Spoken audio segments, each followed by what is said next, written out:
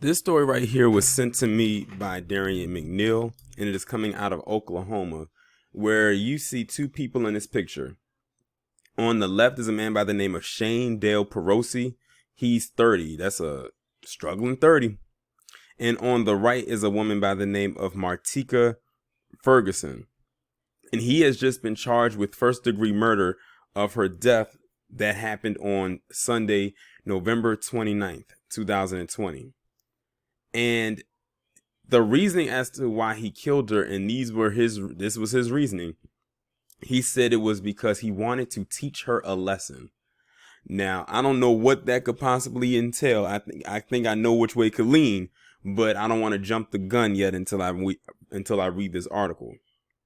And this is coming out of Enid, Oklahoma. An Oklahoma man accused of gunning down a black woman over the weekend told detectives he did it to teach her a lesson and said he was glad he had done it. Shane Dale Perosi, age 30, allegedly, of Enid, is charged with first-degree murder in the death Sunday of Martika Ferguson. Perosi is also charged with possession of a firearm by a felon and destruction of evidence. Enid police officials said officers were called Sunday afternoon to an alleyway where residents of the neighborhood had spotted Ferguson, age 27, of Enid, lying on the ground. She was pronounced dead at the scene. The investigation led detectives to Perosi's house, where they served a no-knock warrant Tuesday. During the execution of the search warrant, evidence was found that tied him to Ferguson's death. During an interview with Perosi, he confessed he shot and killed Ferguson. Perosi said he'd done so to teach her a lesson. It was unclear what lesson Perosi believed Ferguson needed to learn, or if race was a factor in the killing, because Perosi is white and she is black. During his booking at the Garfield County Detention Facility, Perosi again reiterated he had murdered Ferguson and said he was glad he had done so. Police officials did not say if Ferguson and Perosi knew one another before the shooting. Detectives worked more than 280 hours on the case as of Wednesday. Enid Police Captain Scott Miller praised the detectives' work.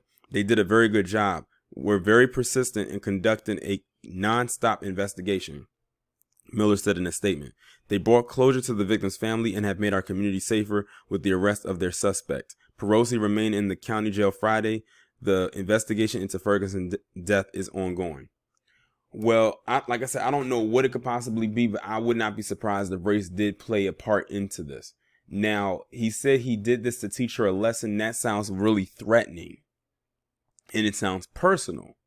Like he didn't go after anyone else but her, so this wasn't a random attack. I feel like she was a target.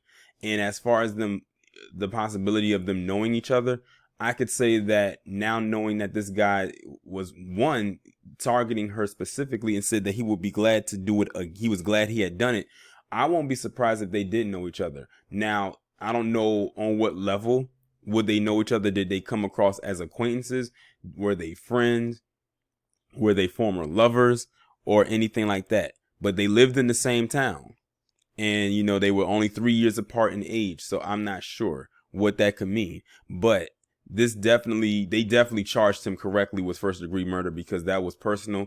And the fact that he said he was glad he had done it and to teach her a lesson, he has no remorse for what he did.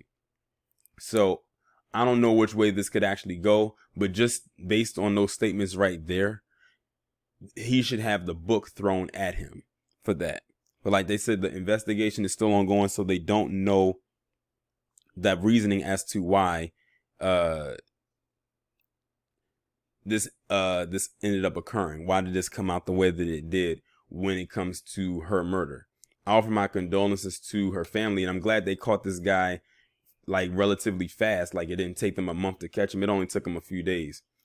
Probably not even a week to catch him.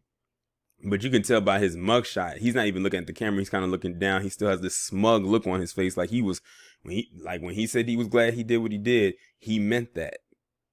But y'all let me know what y'all think about this down in the comments. Like, share, subscribe, and I will talk to you in the next one.